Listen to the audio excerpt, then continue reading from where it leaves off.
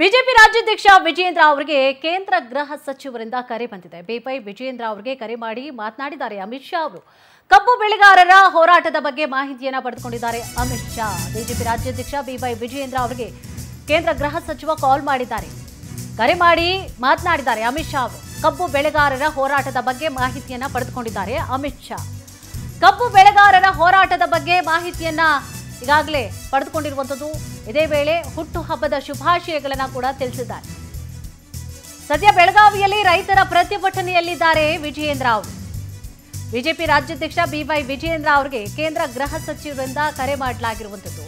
ಜೊತೆಗೆ ಯಾವ ರೀತಿಯಾಗಿ ಹೋರಾಟ ಸಾಗ್ತಾ ಇದೆ ಈ ವಿಚಾರ ಸಂಬಂಧವಾಗಿ ಕರೆ ಮಾಡಿದ್ದಾರೆ. ಜೊತೆಗೆ ನೀವು ಅಲ್ಲೇ ಇರಬೇಕು, ರೈತರಿಗೆ ಬೆಂಬಲವಾಗಿ ನಿಂತುಕೊಂಡು ಅವರಿಗೆ ಸಪೋರ್ಟ್ ಅನ್ನ ನೀವು ಮಾಡಬೇಕು ಅಂತ ಹೇಳಿ ಅಮಿತ್ ಶಾ ಅವರು ಕೂಡ ಖುದ್ದು ಅವರಿಗೆ ವಿಚಾರವನ್ನ ಅಥವಾ ಮಾಹಿತಿಯನ್ನ ನೀಡಿದ್ದಾರೆ.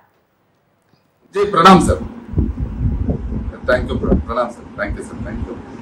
हाँ सर, इधर बेलगाम में प्रोटेस्ट चल रहा है सर फार्मर्स का। पिछले 6 दिन से उन्हीं के साथ हूँ sir. Yes sir, thank you sir, आपका आशीर्वाद सर। जी प्रणाम सर, थैंक यू, प्रणाम sir, thank you sir, thank you.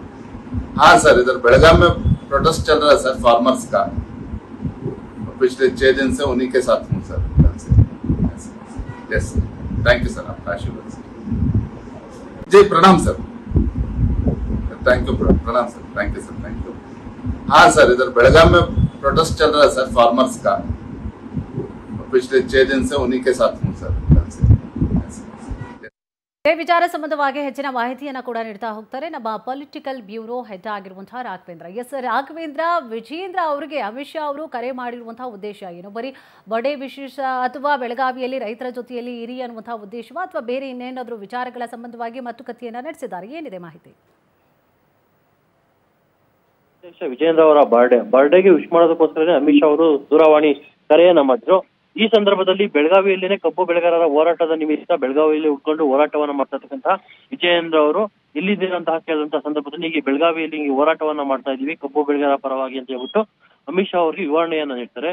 ಹೀಗಾಗಿ ಅಮಿತ್ ಶಾ ಅವರು ಕೂಡಲೇ ಅದಕ್ಕೆ ಸ್ಪಂದಿಸಿ ಈ ಹೋರಾಟವನ್ನು ಹಿಂದೆ ಮುಂದುವರಿಸಿ ರೈತರ ಹಿತವನ್ನ ಕಾಪಾಡುವಲ್ಲಿ ಪಕ್ಷ ಯಾವತ್ತೂ ಸಹ ಮುಂದೆ ಇರುತ್ತೆ ಅನ್ನೋದ್ರ ಬಗ್ಗೆ ಜನರಿಗೆ ತಿಳುವಳಿಕೆಯನ್ನ ಮೂಡಿಸಿ ಅನ್ನೋ ನಿಟ್ಟಿನಲ್ಲಿ ಸೂಚನೆ ಕೊಡ್ತಾರೆ. ಜೊತೆಗೆ ಅವರ ಹುಟ್ಟಿದ ಹಬ್ಬಕ್ಕೆ ವಿಶ್ ಸಹ ಮಾಡ್ತಾರೆ. ಜೊತೆಗೆ ನೀವು ಇದೇ ರೀತಿ ಕಾರ್ಯಗಳನ್ನ ಮುಂದುವರಿಸಿ, ರಾಜ್ಯದಲ್ಲಿ ಸರ್ಕಾರ ಏನು ಎಡುತ್ತಾ ಇದೆ, ಸಾಕಷ್ಟು ಭ್ರಷ್ಟಾಚಾರದಲ್ಲಿ ತೊಡಗಿದೆ, ಜೊತೆಗೆ ಯಾವುದೇ ರೀತಿಯ ಜನಪರ ಕೆಲಸಗಳನ್ನ ಮಾಡ್ತಾರ ಅದ್ರ ಬಗ್ಗೆನೂ ಸಹ ಜನರಿಗೆ ಬೆಳಕನ್ನ ಚೆಲ್ಲಬೇಕು. ಕಾಂಗ್ರೆಸ್ ಸರ್ಕಾರದ ಉಳುಕುಗಳನ್ನ ಜನರ ಮುಂದೆ ನೀವು ತಾಂಡೋಗಿ ಅದೇ ನಿಮ್ಗೆ ನಾವು ಬರ್ಡೇಗೆ ವಿಶ್ ಮಾಡ್ತಾ ಇರ್ತಕ್ಕಂಥದ್ದು ಅನ್ನೋದನ್ನ ನಿಟ್ಟಿನಲ್ಲಿ ಅವರು ವಿಶ್ ಮಾಡ್ತಾ ಇರ್ತಕ್ಕಂಥದ್ದು. ಥ್ಯಾಂಕ್ ಯು ತಮ್ಮೆಲ್ಲ ಮಾಹಿತಿಗಾಗಿ.